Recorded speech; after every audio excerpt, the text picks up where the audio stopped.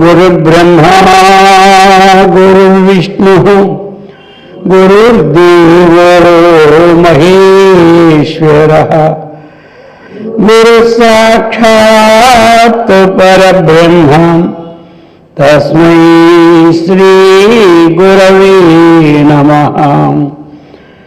ओम शंकरं शंकराचार्यं केशवं बादरायणं सूत्रभाष्यकृतौ वन्दे भगवन्तौ पुनः पुनः।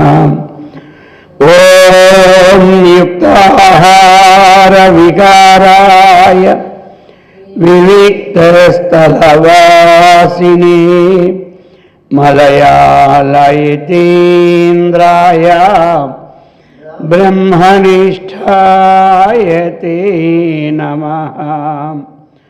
ओम कृष्णं कमलपत्राक्षं पुण्यश्रवणकीर्तनं वासुदेवं जगद्योनिं नौमि नारायणं हरिम्। ओम सर्वमंगलमांगल्ये शिवे सर्वार्थसाधिके शरण्ये त्र्यंबके गौरी नारायणि नमोस्तुते। ओम सहना भवतु सहनौ भुनक्तु सह वीर्यं करवावहै तेजस्विनावधीतमस्तु मा विद्विषावहै। ओम शांति शांति।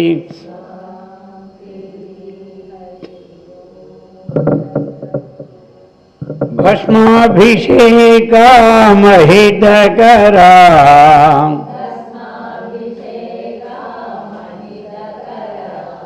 भस्म विभूषिता सुंदरा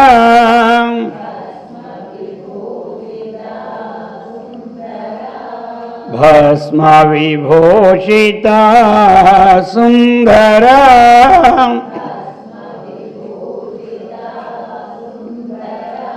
हर ओम हाला हलधरा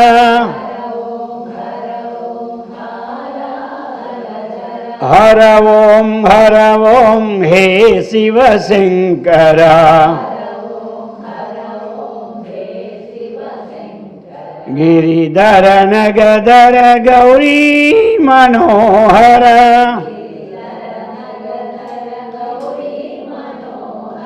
चंद्रशेखरा जटाधरा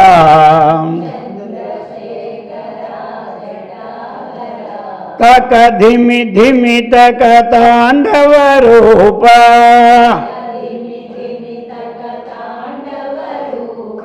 सामगान प्रिय शंभो स्वरूपा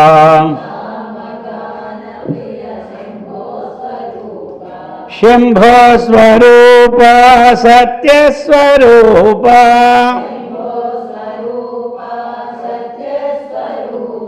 शंभो स्वरूपा सत्य स्वरूपा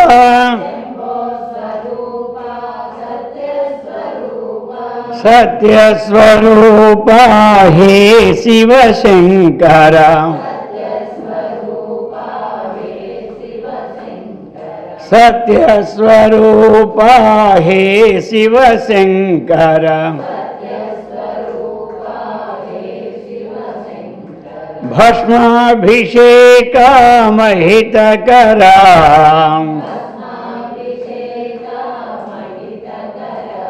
భస్మ విభూషిత సుందర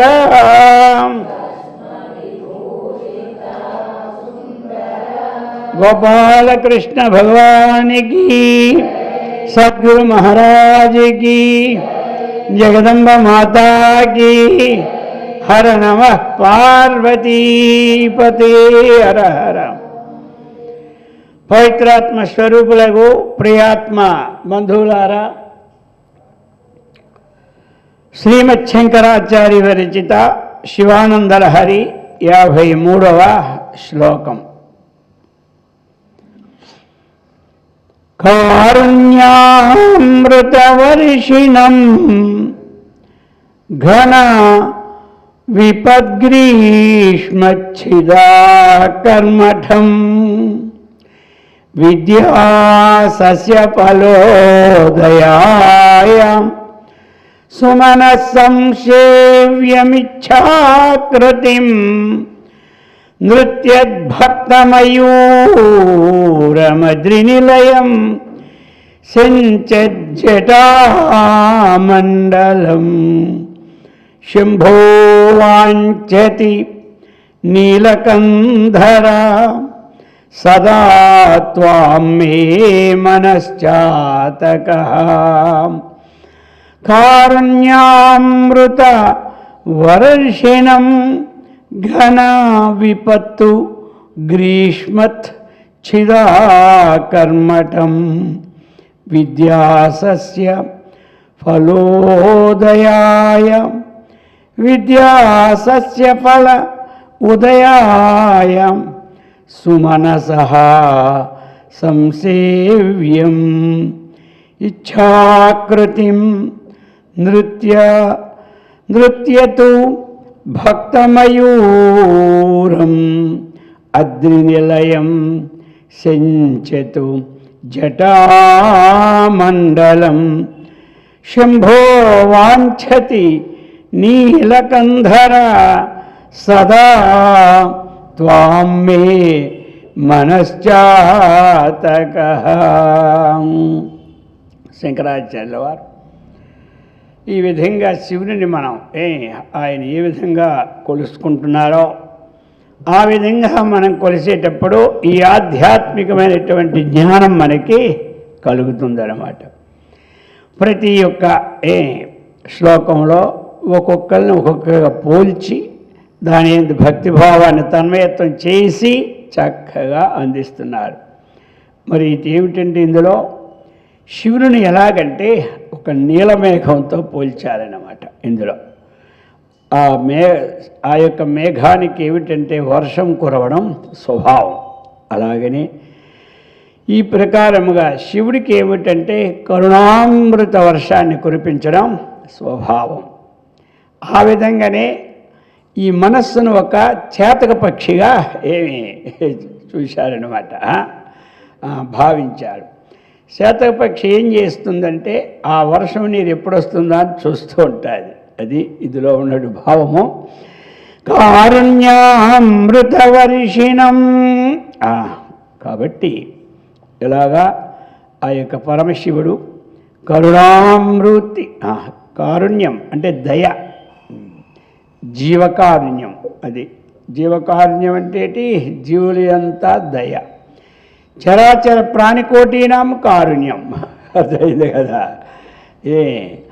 మామూలుగా ఉన్నటువంటి చరములు ఎందుకు కారుణ్యమే, స్థిరములు ఎందుకు కూడా కారుణ్యమే. అర్థమైంది కదా.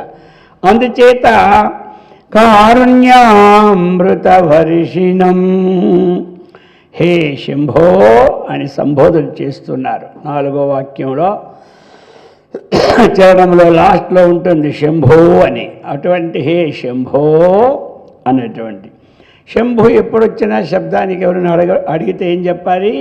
శం కరోతీతి శంకర, శం భోతీతి శంభు. సుఖాన్ని ఇచ్చిన వాడిని ఏమంటారు? శంభు అంటారు. అర్థమైంది కదా. శంకరుడు అంటేనే శం కరోతీతి శంకర. శంకర దానికి అర్థం ఏమిటి? శం సుఖాన్ని, కరోతీతి ఇచ్చువాడు, కాబట్టి అతను ఏమైనాడు? శంకరుడు అయినాడు. అలాగనే శంభు కూడా. అది ఇంతకుముందు నుంచే అప్పుడప్పుడు మీకు గుర్తుండ అని చెప్తున్నాను. శంనో మిత్ర, శం వరుణ అంటే ఏమిటి? శంహో. నహ అంటే మాకు, మిత్ర అంటే సూర్యుడు, శం అంటే ఏమిటి? సుఖమును కొలుగు చేయుగాక. అది శం శబ్దానికి అర్థం ఏమిటి? సుఖం. అందరికీ ఏం కావాలి? సుఖం కావాలా, దుఃఖం కావాలంటే అందరూ ఏం కోరుకుంటారు? సుఖమే ఏమంటారు. ఇప్పుడే దుఃఖాలతో వస్తున్నామండి, పుట్టి నుంచి ఇంకా దుఃఖం మాకెందుకు, కాస్త ఏదో ఒక శారడు సుఖం ఇస్తే ఆ సుఖాన్ని మేము బిందెలు చేసుకుంటాము అని చెప్తాం. అందుచేత అటువంటి కారుణ్యామృతవర్షిణి, అందుకే కారణం లేకుండానే లోకాన్ని సంరక్షించడానికి చూస్తూ ఉంటుంటాడనమాట. అది కరుణ. కరుణ అంటే ఏమిటి? దయ. ఆ దయ ఉండాల. దయగల హృదయమే భగవన్ నిలయమని మహర్షి మలయాళ స్వాముల వారు. దయానాస్తి సమం పుణ్యమని ఏమి శృతి స్మృతులు.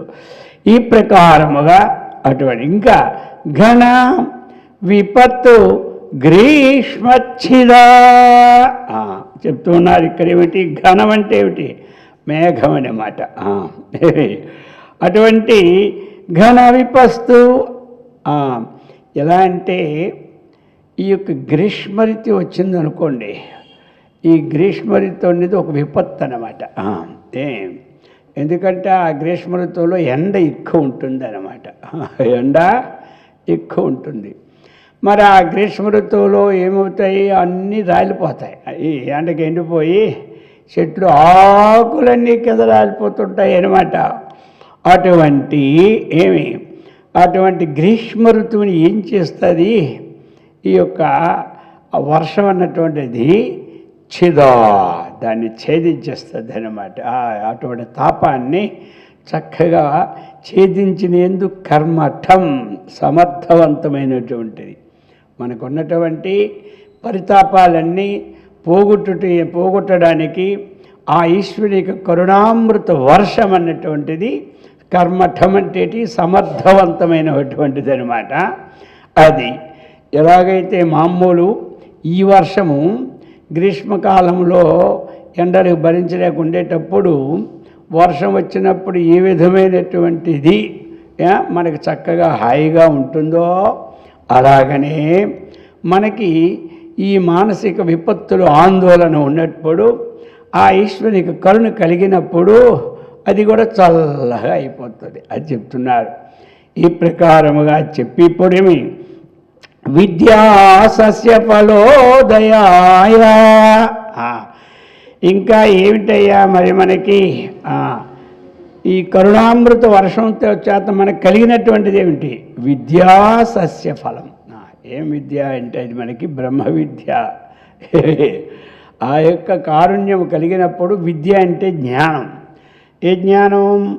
ఇది లోక జ్ఞానాని కోసం స్ఫాటం కాదు కదా, అర్థమైంది కదా. ఇది ఏమో ధర్మజీవన జ్ఞానము, ఆధ్యాత్మిక జ్ఞానము, ఇది అన్నమాట. ఇది మనకి అందుచేత ఇక్కడ మనకి విద్యా సస్య సస్యములు ఆ వర్షం పడితే చక్కగా పైర్లన్నీ ఎలా ఉంటాయి? పండుతాయి అన్నమాట. దేనికి లోటు లేకుండా ఉంటాయి. మనం ఈరోజు హాయిగా ఉన్నామంటే ఇంట్లో శుభ్రంగా ఆ భూమి మీద పండుతున్న పంటల వల్లే మనం హాయిగా ఉన్నాం. లేదా ఆకాశం నుంచి మూటలు వస్తాయి నేటి మనకి, అర్థమైంది కదా.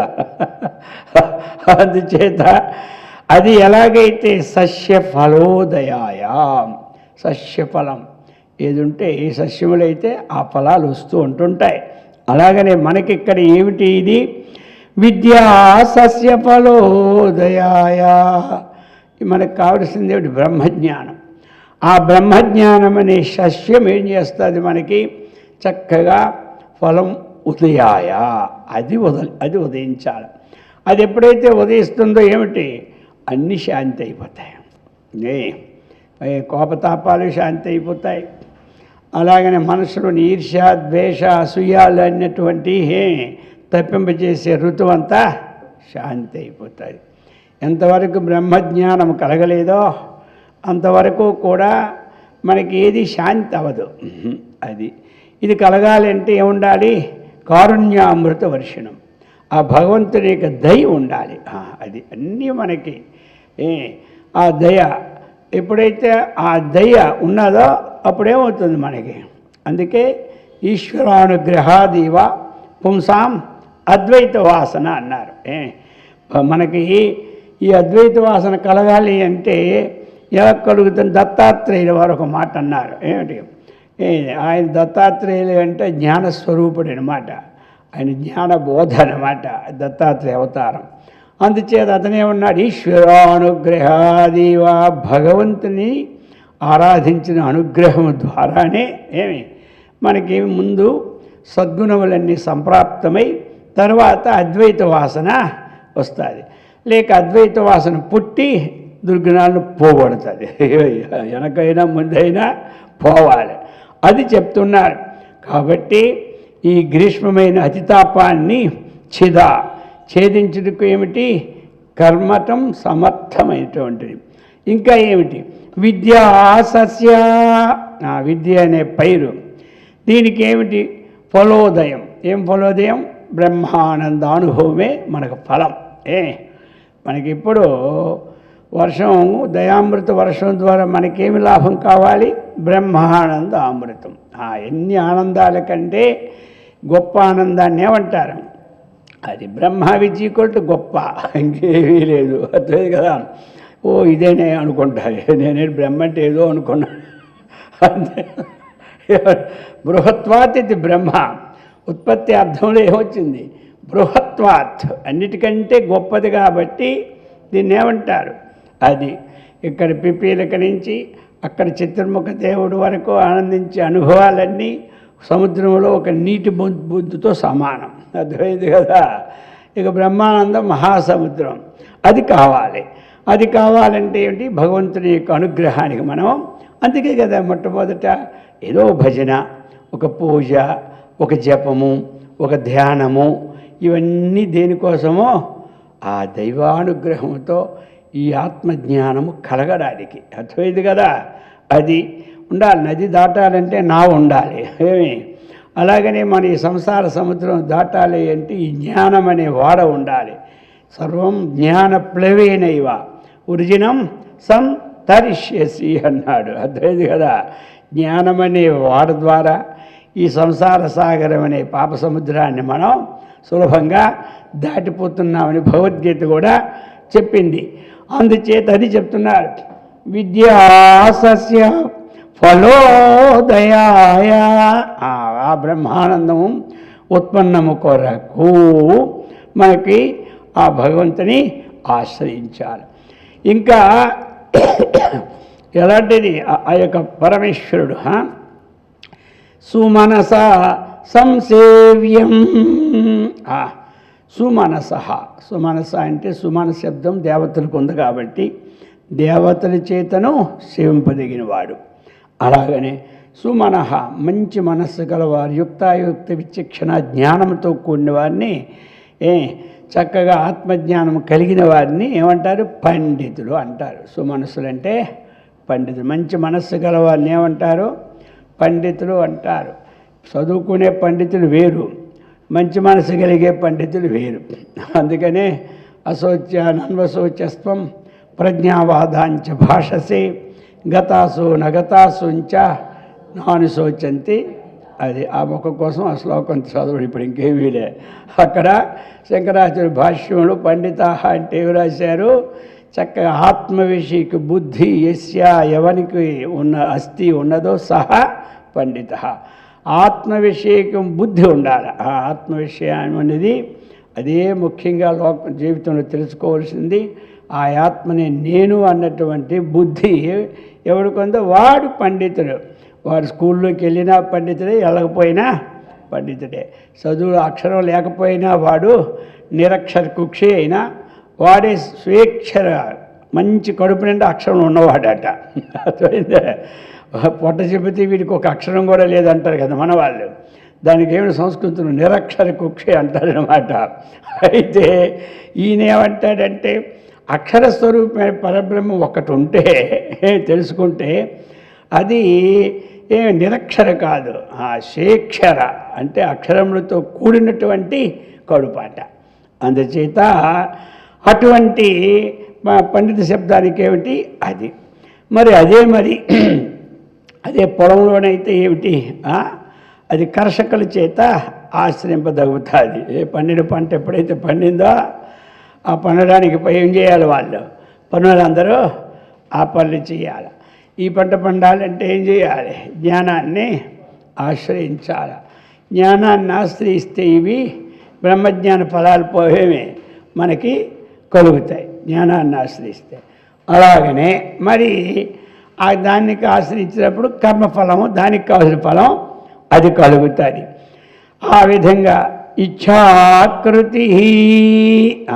ఇంకా ఎలాగంటే చెప్తున్నారు, ఇచ్ఛాకృతి నృత్యతో భక్త. ఇచ్ఛా ఆకృతి, ఇచ్ఛ అంటే కోరిక, ఆకృతి అంటే రూపం అన్నమాట. అది కాబట్టి అందరి చేతను ఏది ఉండాలా ఈ కోరిక అన్నటువంటిది, సద్వాసన ఉండాలి, సద్భక్తి ఉండాలి, సత్స్వరూపాన్ని తెలుసుకోవాలి. ఇది కోరిక ఉండవలసింది. ఇది అది అటువంటి స్వరూపమైనటువంటిది. నృత్యతో ఇంకా ఏమిటి, నృత్యతో, నృత్యం అంటే ఇక్కడ ఏమిటి మనకి, నాట్యం అన్నమాట. నృత్యం అంటే నాట్యం. అయితే ఎవరికి ఈ నృత్యం చేసినటువంటి భక్తులు యందు భక్తులెనడు అంటే ఇప్పుడు ఇక్కడ రెండు అర్థాలు అన్నమాట. మేఘాన్ని చూస్తే, మంచి నీలిమేఘాన్ని చూసి ఆ నీలిమేఘము చూడగానే నెమళ్ళు ఏం చేస్తాయి, నృత్యం చేస్తాయి. అది అన్నమాట. ఆ విధముగానే ఇక్కడ చెప్తున్నాడు, ఈ భక్తులనేటటువంటి మేఘములు అన్నమాట. ఇక్కడ పరమేశ్వరుడికి మేఘాలేటి, భక్తులే మేఘములు. ఈ భక్తులనేటి మేఘములు ఎప్పుడైతే ఉన్నాయో, ఈ మేఘాలు, ఆ మేఘాలు చూసేసరికి ఇక్కడ నెమలతో నెమలన్నమాట, ఒక నీలమేఘంతో పోల్చాడు. ఏమిటి, అందుచేత అటువంటి చూసినప్పుడు అది ఎలాగ నృత్యం చేస్తాదో, ఇక భక్తుల యొక్క సమావేశంతో భగవంతునికి మనస్సుకి ఏమిటంది, ఒక నృత్యం చేయాలనే ఆసక్తి పడుతుందన్నమాట. అది ఆ విధముగా నృత్యతో నాట్యము చేస్తున్నటువంటి భక్త, ఈ భక్తులనేటి వాని ఎందు ప్రీతితో మేఘాలు చూసినప్పుడు మయూరము నాట్యం చేస్తుంది. భక్తులు అందరూ ఉండేటప్పుడు భగవంతుడు కూడా నాట్యం చేయాలనని. అంతే కదా, ఇప్పుడు ఏదైనా వచ్చిందంటే మరి ఆ భక్తులు అందరూ ఉండి అటువంటి సన్నివేశం వస్తే ఇప్పుడు ఏం చేస్తున్నారు, అమ్మగారు బ్రహ్మాండంగా నాట్యం చేస్తున్నారు, కృష్ణుడు తన్మయత్వం చెందిపోతున్నారా లేదా కార్యక్రమాల్లో, ఆ విధముగా అన్నమాట. ఇక మయూరం అద్రినిలయం, కాబట్టి నెమళ్ళు కలిగినటువంటి అద్రినిలయం. అద్రి అంటే కొండ, ఆ కొండ కైలాసం అనే కొండ మనం అనుకోవాలి. ఆ కైలాసంలో నెమళ్ళు ఈ భక్తులే నెమళ్ళు, సాధారణ కొంతమంది ఏంటి నెమళ్ళు. ఆ విధముగా అద్రినిలయం భక్తులతో కూడి ఆ యొక్క కైలాస పర్వతమునందు ఉన్నటువంటి ఆ పరమేశ్వరునకు, ఇంకా ఆ నృత్యము చక్కగా నాట్యాన్ని కూడా చేస్తున్నటువంటి పరమేశ్వరునకు ఆ జటలన్నీ కూడా చక్కగా జటాధారి అన్నమాట. అటువంటి జటాధారి అయిన పరమేశ్వరునకు పరమేశ్వరుడైన త్వాం నిన్ను సదా ఎల్లప్పుడూ వాంఛతి మే మనః, ఎప్పుడైతే వాంఛతి ఎల్లప్పుడూ భగవంతుడిని. అందుకని శివుని ఆ మేఘంతో మనము పోల్చినప్పుడు ఆ మేఘములు ఎప్పుడైతే వచ్చిందో శివ తాండవం కూడా ప్రారంభం. ఆ మేఘములు ఇక్కడ ఏంటంటే భక్తులతో మనం పోల్చుకోవాలన్నమాట. మేఘం అర్థమైంది కదా. నెమలకైతే మేఘం ఏమిటి, పై మేఘం. ఈ శివుడికైతే మేఘం ఏమిటి, ఆ కొండ మీద మేఘాలు దిగుతుంటుంటాయి, అర్థమైందే. ఈ కొండ మీద ప్రమదగణాలన్నీ ఉంటూ ఉంటాయి. అందుచేత అటువంటి ఆ విధమైనటువంటి రూపముతో ఈ మనస్సు అన్నట్టు నిన్ను చక్కగా సేవించాలనే ఉద్దేశంతో, నీ యొక్క అమృతధారను సేవించాలనే ఉద్దేశంతో ఎదురు చూస్తున్నాను అని ప్రార్థన, అది అన్నమాట. కాబట్టి నీలకంధర సారాంశం ఏమిటంటే, నా మనస్సు అనేది ఏమిటి, ఒక చేతకం. అంటే ఏమిటి, చేతక పక్షి, అర్థమైంది కదా.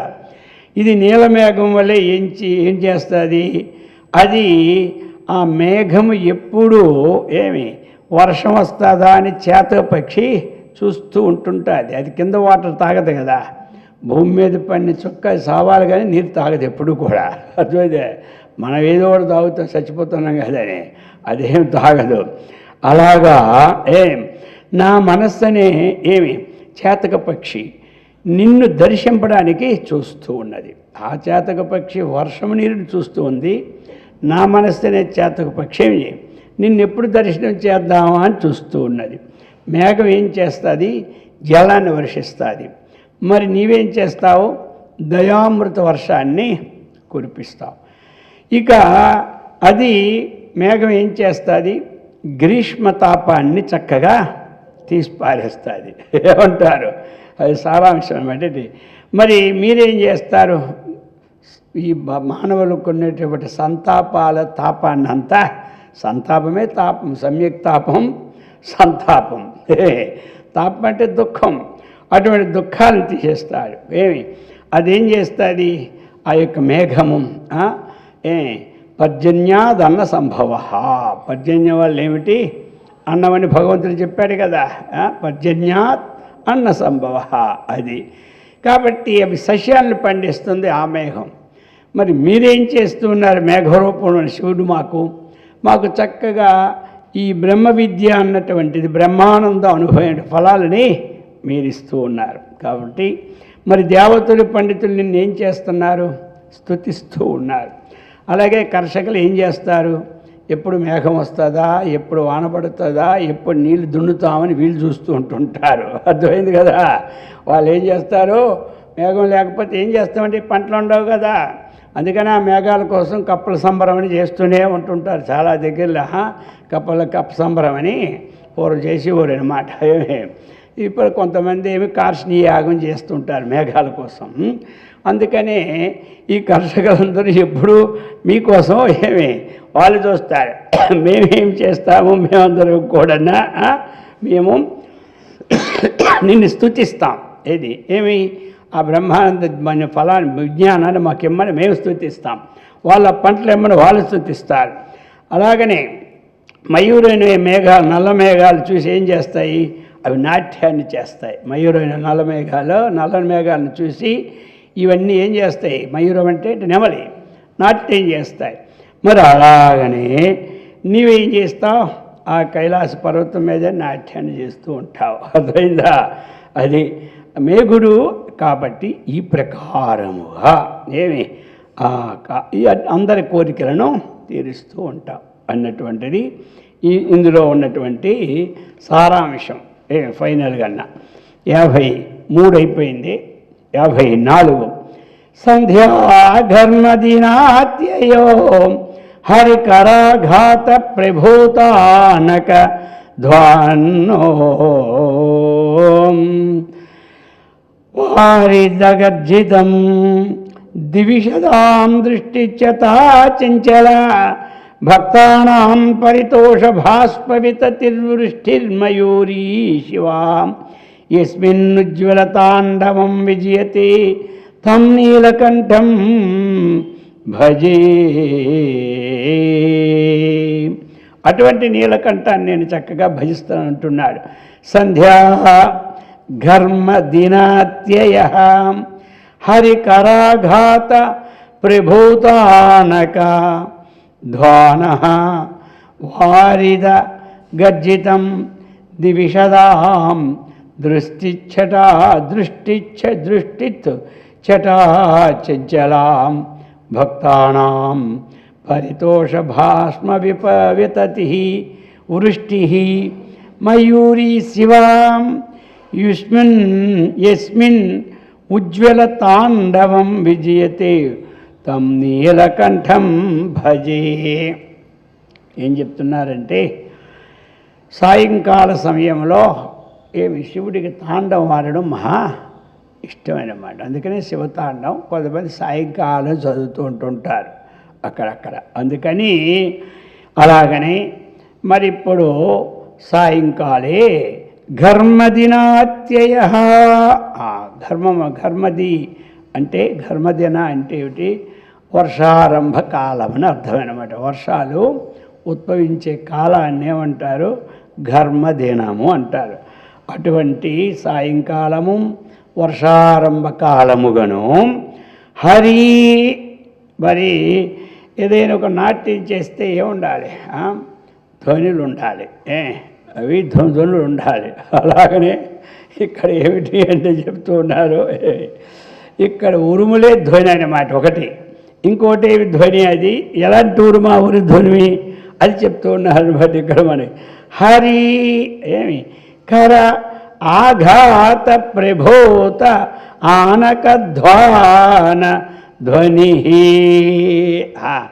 హరికరముల చేత చక్కగా ఆనక దుందుబులు అంటారన్నమాట. గోముఖ ఆనకహ అని అక్కడ మనకు ఒకటో అధ్యాయంలోనే వస్తాయి ఇలాంటివన్నీ శబ్దాలన్నీ కూడా. కాబట్టి అవి ఎలాంటి ఒక మధ్యలు కొడుతుంటే ధ్వనులు వస్తుంటాయి. అలాగా కొన్ని రకరకాలైన వాయిద్యాల వల్లే వస్తాయి ధ్వనులు వస్తాయి. ఆ ధ్వనులు ఎవరయ్యా అంటే విష్ణుమూర్తి కరకమలముడి చేత మధ్యలో వాయిస్తుంటుంటే ఏ విధమైనటువంటి ఉంటుందో అలాగా వారిద గర్జతం. వారి దదాతీతి వారిద. వారి అంటే నీరు, నీరునిచ్చిన దాన్ని ఏమంటారు? వారిద. వారిద గర్జితం అంటే ఏమిటి? ఉరుములనమాట. సంస్కృతం అంతా వారి అంటే నీరు, నీరునిచ్చిన కాబట్టి వారిద అంటే మేఘం. మళ్ళీ మేఘంతో గర్జించినప్పుడు ఎలా గర్జన ఉంటుందో అక్కడ ఆ గర్జన ఎలాగుంటుందంటే విష్ణుమూర్తి మధ్యలో కొట్టినటువంటి విష్ణుమూర్తియే ఇక్కడ మేఘ రూపములో ఉరుములు ఉరిచినట్టుగా ఈయన యొక్క దీనికి తాండవానికి అది అన్నమాట. మరి మామూలు ఇప్పుడు పెద్దవాళ్ళే కదా ఉండాలి. వాళ్ళకంతా వాళ్ళే సరిపోతారు. ఇంకా ఏమిటి ఇక్కడ చెప్తూ ఉన్నారనమాట. లైటింగ్ ఉండాలి కదా. మరి ఆ లైటింగ్ ఎవరు చెప్తున్నారు? దివిషదాం. దివిషదాం అంటే దేవతలు అన్నమాట. దివి అంటే స్వర్గము, అక్కడ నివసించేవారు కాబట్టి దివిషదాం దేవతలు. ద్యౌ దివౌ నాకః స్వర్గః అనేటి అమరం. ద్యౌవన్నా ఏమే అదే, దివన్నా ఆ యొక్క ఆకాశమే, ఇది స్వర్గమే, నాకన్నా స్వర్గమే. అందుచే దివిషదాం దేవతల యొక్క ఏమి దృష్టి క్షతా చంచల. ఆ దేవతల యొక్క చూపు పరంపరలే ఇక్కడ ఏమిటంటే చెంచల అంటే ఏమిటి? మెరుపు తీగల్లాగా ఉన్నాయట. మరి ఒక దగ్గర నాట్యం చేసినప్పుడు రకరకాలు ఉండాలి కదా. అక్కడ మెరుపు తీగలు ఏమిటాయి అంటే దేవతల యొక్క దృష్టి పరంపరలే మెరుపు తీగల్లా ఉన్నాయట. ఇంకా భక్తానాం పరితోష భాష్పవితతి ఆనందాశ్రుతధార వృష్టి. కాబట్టి భక్తుల యొక్క పరితోష భాష్ప వితతి. తోషం అంటే ఏమిటి? సంతోషం. తోషం అంటే సంతోషం. పరితోషం అంటే ఏంటి? అన్ని విధాల సంతోషం అన్నమాట. ఇంకేమి దుఃఖమే అక్కడ ఉండదు. పరితోషం కాబట్టి అన్ని పరితః తోషం పరితోషం. కొంతమందికి ఏమిటి అంటే అన్ని విధాల ఉండదు కదా. కాబట్టి అన్ని విధాల సంతోషం అన్నమాట భక్తుడి యొక్క. అది ఎలాగది? ఇక్కడ భాష్పవితతి. ఆ భాష్పవితతి అంటే అర్థం ఏమిటి? ఆ యొక్క భాష్పములే వితతి ఆనంద అశ్రుధారలన్నమాట. భక్తులు చక్కగా ఆ యొక్క భగవంతుని చూసినప్పుడు ఏ విధంగా కళ్ళంట అశ్రుధారలు వస్తూ ఉంటాయో ఆ విధముగా వృష్టి వర్షం. ఎప్పుడైతే ఉరుములు వచ్చినాయి, ఏమి ఉరుములంటే అవి విష్ణుమూర్తి యొక్క శబ్దాలే. మెరుపులు వచ్చినాయి, దేవతలు అందరికీ దృష్టియే మెరుపులు. ఉరుములు మెరుపులు వస్తే మూడోది ఏమిటి? వర్షం అన్నమాట. అర్థమైంది కదా? ఆ వర్షం ఏమిటి? భక్తుల యొక్క పరితోష వారి అన్నమాట. వారి యొక్క ఆనందాశ్రుధార వృష్టియే వర్షం ఇక్కడ. ఇంకా ఈ ప్రకారంగా ఉండేటప్పుడు ఇప్పుడు ఏమిటి చెప్తున్నారనమాట. కాబట్టి మయూరీ శివ, ఏమి శివ మయూరి. ఇక్కడ ఏమిటి? ఎలాగైతే ఇటువంటి సమయములో ఉండేటప్పుడు అది చూసి ఊరుకుంటుందా? నెమలి ఊరుకోదు, నాట్యం చేస్తుంది. అలాగనే ఇక్కడ చెప్తున్నారు శివ పార్వతీదేవి మయూరి. ఇక్కడ ఏమి ఈ ప్రకారముగా దానికి దీనికి వర్ణ అనమాట.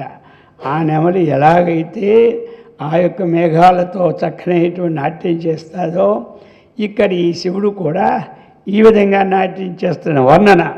అప్పుడేంటి శివ ఏమి పార్వతీదేవి యొక్క పార్వతీదేవి అంటే అది ఆడనెమలి అనమాట, అర్థం అనమాట. పార్వతీదేవి ఇక్కడ ఆడనెమలిగా ఎప్పుడు యస్మిన్ ఉజ్వల తాండవం. ఎప్పుడైతే ఆ మేఘాలు సందడిలో అక్కడ ఆ ఆడనెమలి ఉన్నప్పుడు ఆ మగనెమలి యొక్క తాండవము మహా అతీతంగా చేస్తూనే ఉంటుంది అనమాట. ఆ తాండవానికి ప్రజలు ఆనందపోతారనమాట. ఆ విధంగా ఇక్కడ పార్వతే ఒక నెమలిగా ఏమి ఇటువంటి సమయంలో ఉన్నప్పుడు ఆ మేఘాలన్నీ కూడా భక్తుల మేఘాలుగా ఉండి అక్కడేమో చక్కనైనటువంటి ధ్వనులు ఏమిటి, ఉరుములు ఏమిటో విష్ణుడి యొక్క ఏమి ఆ వాయిద్యులతో ఉండి, ఇక్కడ దేవతల యొక్క మెరుపుతో ఉండి, అక్కడ పార్వతీదేవి యొక్క నెమల రూపంలో ఉంటే ఇంకా శివుడు తాండవం ఆడుకుంటా ఉంటాడా అని చెప్తున్నారనమాట. ఇది ఇందులో విశేషమైనమాట. కాబట్టి అటువంటి తాండం విజయితే అటువంటి స్వరూపాన్ని నేను ఎప్పుడు చక్కగా నా మనసులో పెట్టుకొని ఆయన ఎందుకు తన్మయత్వం చెందుతానా అని భక్తులు ఆచార్యుల వారు ఆ విధమైన భావంతో అంటున్నారు. అటువంటి స్వరూపం నేను చూసి అందులో నేను తన్మయత్వం చెందిపోయి బ్రహ్మానంద అనుభవాన్ని ఎప్పుడు నేను పొందుతానా అన్నటువంటి భక్తి ప్రపత్తిని తెలియచేస్తూ ఉన్నారు ఇందులోనమాట. కాబట్టి ఈ ప్రకారముగా భగవంతుడికి ఒకడికి ఉంటుంది కదా, నాకేమో ఆ భగవంతుడు చక్కగా తాండం చూస్తూ ధ్యానం చేయాలనుకుంటారు కొంతమంది. లేదు ఆ శివలింగం మీద అందరూ పాలు పోస్తుంటే నాకు ధ్యానం చేయాలని ఉంటుంది కొంతమంది. ఇంకా పార్వతీ పరమేశ్వరు సౌమ్యంగా ఉండి మధ్యరాక నిగ్నేషుడు కూర్చుని పెట్టి ఇంకా ధ్యానం నాకు శుభ్రంగా కూర్చుంది అంటారు కొంతమంది. ఈ పక్క వినాయకుడు, ఆ పక్క కుమారస్వామి కూర్చొని ఆయన మీద ఒక అయ్యగారు ఒక చెయ్యి అమ్మగారు ఈ పక్క చేసి అలా కూర్చుంటే అది ధ్యానం చేయాలనుకుంటారు కొంతమంది. అర్థమైందా? ఈ ప్రకారం యథేచ్ఛసి తథాకురు అంటాడు ఎవడు శ్రీకృష్ణ పరమ. నీకు ఎలాగోలా ధ్యానం చేయి, నీకు ఏవో జ్ఞానం సంపాదించు. అలాగనే భక్తులు ఏమిటంటే ఇటువంటి ఆ విష్ణుమూర్తి యొక్క ధ్వనులతో నిలబడి ఉంటుంటే, దేవతల యొక్క ఆ కాంతులతో నిలబడి ఉంటుంటే అదనమాట. భక్తులందరూ కూడా గుమిగూడి ఉంటుంటే ఆ మధ్యలో శివుడు బ్రహ్మాండంగా తాండవం చేస్తూ ఉంటే అటువంటి తాండవాన్ని హృదయంలో పెట్టుకొని నేను ఎప్పుడు నాకు కలుగు చేస్తావు శివా అని ప్రార్థన. ఇది అనమాట. అర్థమైందా? భక్తి జ్ఞానము రెండు సమకూడినటువంటి శాస్త్రం ఇది. ఇక 55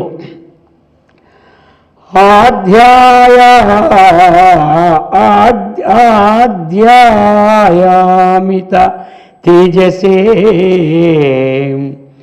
శృతి పదైర్వేద్యాయ స్వాధ్యాయతే విద్యానందమయాత్మనే త్రిజగత్ సంరక్షణోద్యోగినే ధ్యేయాయ కిల యోగిభిః సురగణైర్గేయాయ మాయా వినేం సంయక్తాండవ సంభ్రమాయ జటినే సేయం నతిశంభవే చెప్తున్నారు. ఆద్యాయ ఒక విడదీస్తానమాట.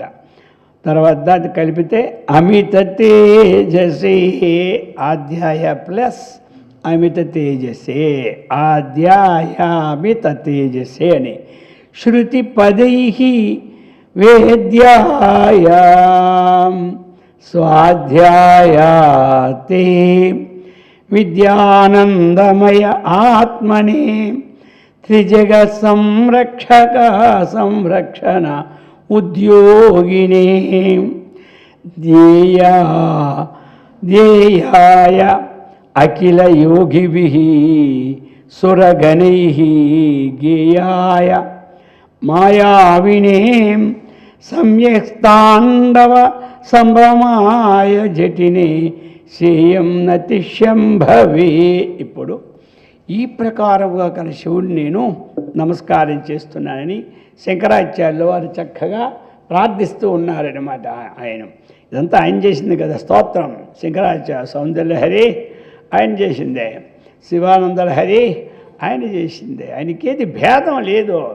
ఈయన కొట్టుకొని చేస్తున్నారన్నమాట. ఏమి అద్వైతం అంటే అంత అభేదం. అభేద దర్శనమే ఏమి మోక్షం, భేద దర్శనమే బంధం. కాబట్టి ఇంకా అటువంటి అంత విశాల భావంలో వచ్చేవాడిని మన యొక్క లైఫ్లో చూడలేం. అర్థమైంది కదా. ఇంతకాలంలో ప్రపంచం అంతా తిరిగి ఒకే మతం పక్క ఉండకుండా, అర్థమైంది కదా, అన్ని మతాలని కూడా సమన్వయం చేసి ఆయన ఎన్ని దేవతల దగ్గరికి వెళ్ళారు, ఎన్ని స్తోత్రాలు రచించారు చెప్పండి. ప్రతి స్తోత్రంలోనూ అద్వైతమే ఉంటుంది, భక్తి ఉంటుంది, అంతకన్నా ఇంకేమీ ఉండదు. ఈ భక్తి దేనికోసం? జ్ఞానం కోసం. అందుకని ఆయన రాశాడు భక్త్యా ప్రజాయతే జ్ఞానం.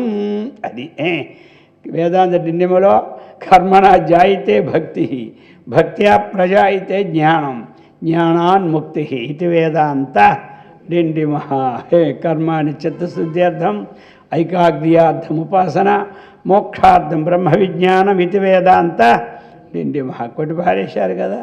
దేన్ని ఆయన చేయలేదు, అంతా కూడా తీసుకొచ్చి తత్వనిష్ఠుడిగా ప్రతి వాడిని చేసి పారేశాడు. అది వదిలితేనే తత్వం వస్తుంది, ఇది వదిలితేనే తత్వం వస్తుంది అన్నటువంటిది కాదు. ఏది వదిలిన దాంట్లో కూడా బ్రహ్మస్వరూపం. మానవుడు ఎందుకు వదలాలి అంటే వైరాగ్యం కోసం వదలాలి. అన్నీ తినలేడు కదా. చిన్న కుర్రోడు పేడ పియ్యి అన్నీ తినేస్తాడు, అర్థమైందా. పెద్ద ఇంత ఏం తింటాడా? అలాగే అజ్ఞానంలో అన్నీ తినేస్తాం మనం, జ్ఞానం వచ్చిన తింటామా? అందుకని కాస్త వైరాగ్యం రావాలి, అర్థమైందా. ఆ విధంగా అది చెప్తూ ఉన్నాను. ఇక ఆద్యాయ అటువంటి శివుడికి నేను నమస్కారం. మొట్టమొదటి ఆద్యాయ, మొట్టమొదటి ప్రపంచానికి ఎవడయ్యా మొదటివాడంటే శివం. శాంతం, ఇక్కడ రెండు అర్థాలు. ఉపనిషత్తు ఏం చెప్పింది? శాంతం శివం అద్వైతం చతుర్థం మన్యంతే స ఆత్మ. శివం అంటే ఏమిటి? ఆత్మస్వరూపం అన్నమాట. ఆ విధముగా ప్రపంచ సృష్టి పూర్వం ఏకమేవ ఆసీత్. సృష్టి పూర్వం ఏకమేవ ఆసీత్ అని ఉపనిషత్తు. ఇక్కడ అందుకే అన్నీ ఆయనకు తెలుసు కాబట్టే ఇంత దీనిగా రాయలేడు ఇంకొకటి గ్రంథాలను ఎవడు కూడా. ఏ ఆచార్యులు కూడా ఈ విధంగా రాయలేరు. ఏదో పక్షపాత బుద్ధితోనే ఉంటారు జీవితంలో, కానీ పక్షపాత రహితంగా రాయాలి అంటే ఇది ఉండాలి. అన్ని దేవతలకి దగ్గరికి వెళ్ళి సేవిస్తారు. ఈనాడు ఒక దేవత పూజించడం ఇంకో దేవతలకి వెళ్ళాలంటే సిగ్గుపడిపోతాడు అన్నమాట, మానేస్తాడు. ఓహో ఇదే ఆచారం అనుకొని వారి భక్తులు కూడా అక్కడికి వెళ్ళడానికి సిగ్గుపడిపోతారు. అర్థమైందా? మరి గురువుగారికి సిగ్గుంటే శిష్యులు సిగ్గు ఉండదా? అందుచేత అలాంటి సిగ్గు లేకుండా తిరిగాడనమాట ఈయన. అర్థమైంది కదా. సిగ్గుతో సస్తున్నారు ఇప్పుడు అందరూ కూడా. అందుకే అన్నాడు సిగ్గు చిన్నప్పుడే పోయిందంటారు కొంతమంది. ఈ ప్రకారముగా దేనికి సిగ్గు ఉండాలి? ఏదైనా తాగరాని వస్తువులు తాగితే సిగ్గుండాలి, తినరాని ఆహార పద్ధతి తింటే సిగ్గుండాలి, వెళ్ళరాని స్థలాలకు వెళ్తే సిగ్గుండాలి, తీసుకోరు అని తీసుకుంటే సిగ్గుండాలి, ఇవ్వరానిది ఇస్తే సిగ్గుండాలి. అంతే కదా. ఇతరికి ఇచ్చేది మంచి వస్తే ఇవ్వాలి, కానీ కుళ్ళిపోయింది మళ్ళీపోయింది పట్టుపో మొత్తం పట్టుపో అంటే ఎందుకు పట్టుపోవడం సిగ్గులేక ఇవ్వడం. కానీ ఎందుకు పనికిరా వాడు తీసుకెళ్ళి పెంటలు బారేస్తాడు. అందుచేత వీడి దగ్గర సిగ్గుండాలే కానీ ఇక్కడికి సత్సంగం రావాలంటే అందరికీ సిగ్గే, సినిమాకి వెళ్ళాలంటే సిగ్గే ఉండదు. అంటే వెళ్ళొద్దని చెప్పలేదు, అక్కడికి వెళ్ళమంటారు ఇక్కడికి రమ్మంటున్నా. ఈ 70-80 సంవత్సరాలు అయిపోయిన వాళ్ళు కూడా ఇప్పుడు హాయిగా ఉంటున్నారు. ఎందుకుంటున్నారంటే అక్కడ పెట్టుకుని సీరియళ్ళు వస్తాయట. అది అందుకు ఈ వేదాంతం వెళ్ళండి సిగ్గాలకు వచ్చింది కర్మ. సీరియల్ చూడండి సిగ్గు, సీరియల్ చూడు, అది 4 గంటలు చూసే వేదాంతం 1 గంట చూడు. వేదాంతం ఎన్ని లేవు సిగ్గు. అదేనమాట. అందుచేత ఈ ప్రకారం ఆధ్యాయ ఒక్కడు మొట్టమొదటి ఉన్నవాడు. ఈ సంగతి తెలుసుకొనే మొదటి భక్తి తత్వంలో తన్మయత్వం చెందాడు. ఎవరు? మన యొక్క త్యాగరాజు కానీ అన్నమయ్య కానీ. అర్థమైంది కదా.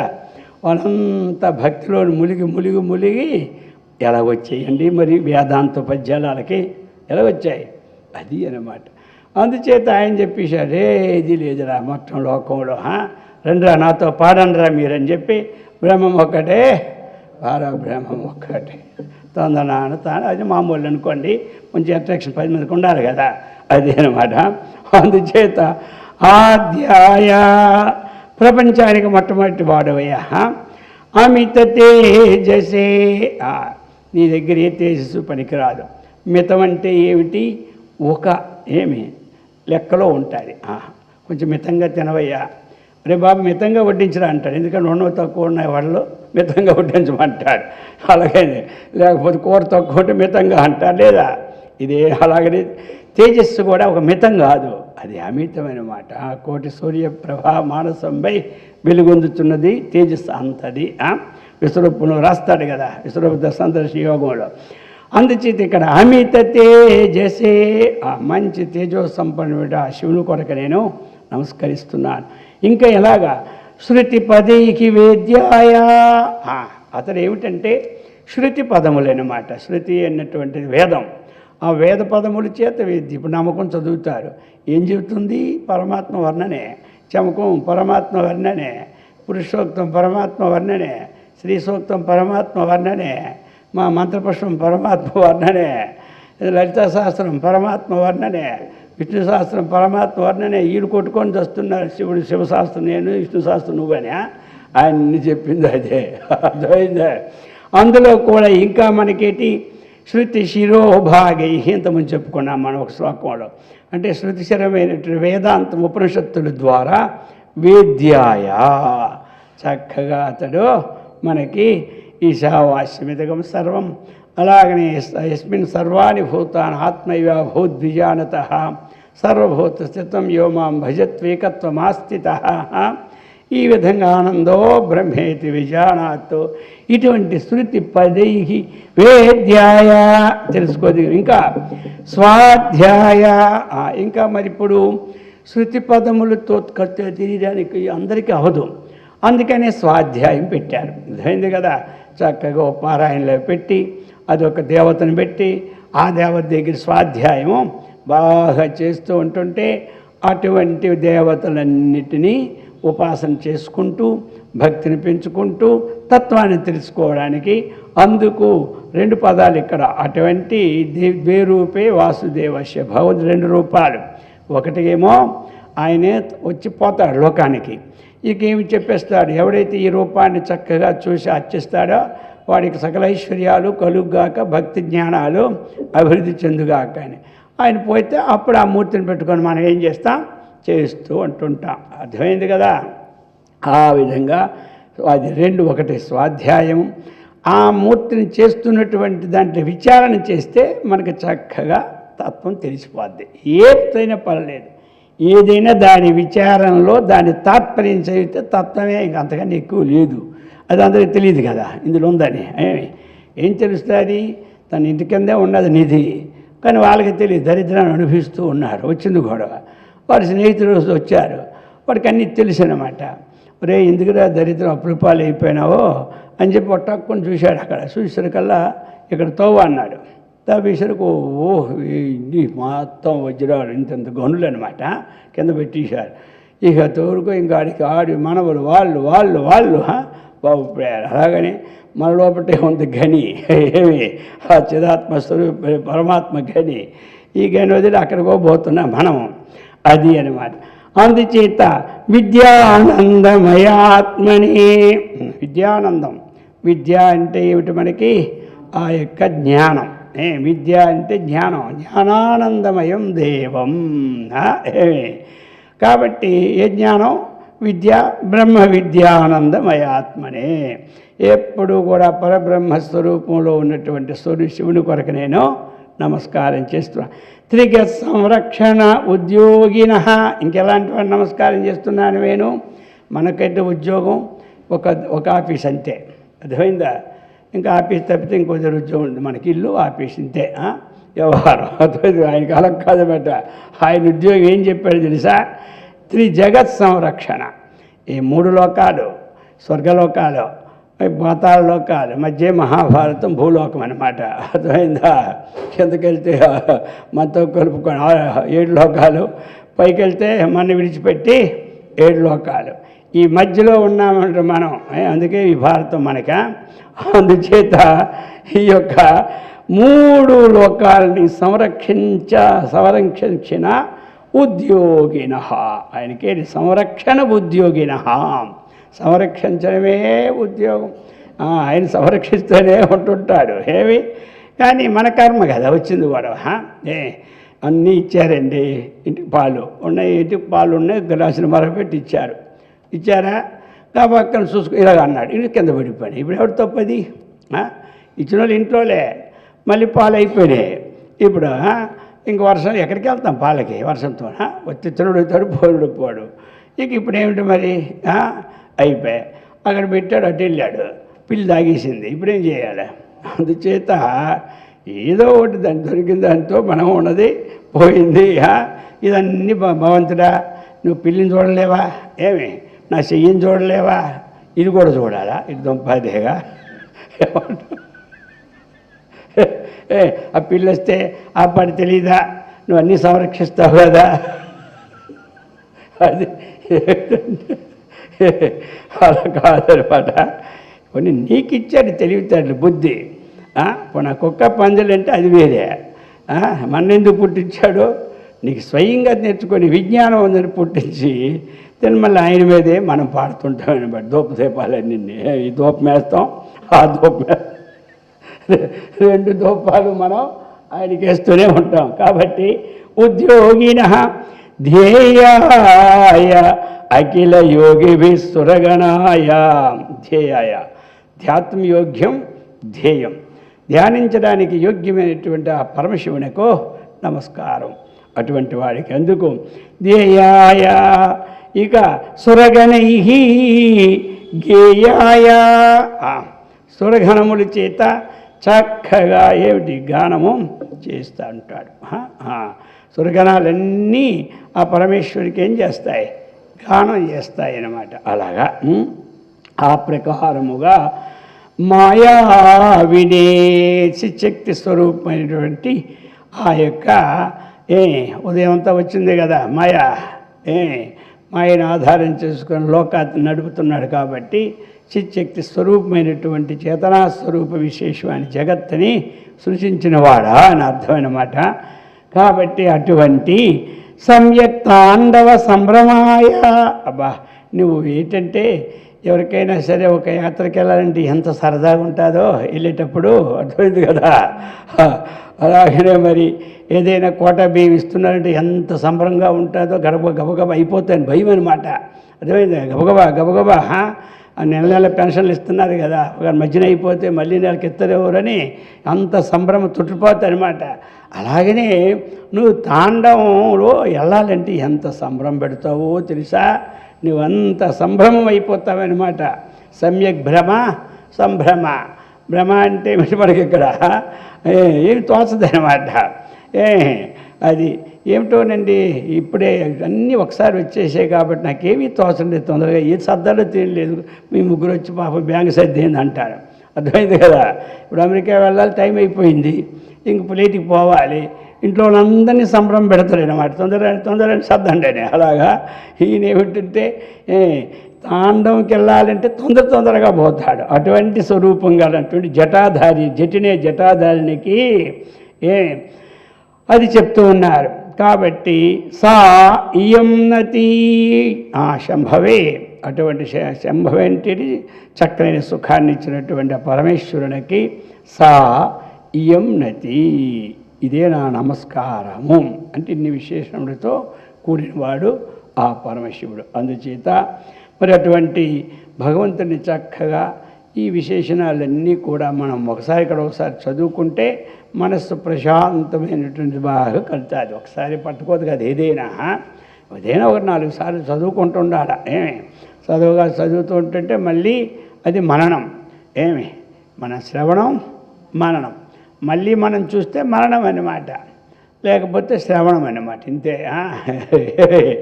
మరణం అంటే మనస్సుకు వచ్చేస్తుంది, భావం స్థిరమైపోతుంది, అది అన్నమాట. అందుకని ఆదో శ్రవణం అనంతరం మననం. అటువంటి శ్రవణ శక్తిని, మనన శక్తిని, సత్కర్మనిష్టను, భగవద్భక్తిని, ఆత్మవిజ్ఞాన సంపత్తిని, ఆయురారోగ్య ఐశ్వర్యాన్ని కూడా చక్కగా పరమశివుడు శంకరాచార్యులు అమ్మవారు మనకిచ్చి సదా రక్షించుగాక. ఓం సహనా భవతు సహనౌ భునక్తు సహ వీర్యం కరవావహై తేజస్వినావధీతమస్తు మా విద్విషావహై. ఓం శాంతి శాంతి శాంతి. హరి ఓం.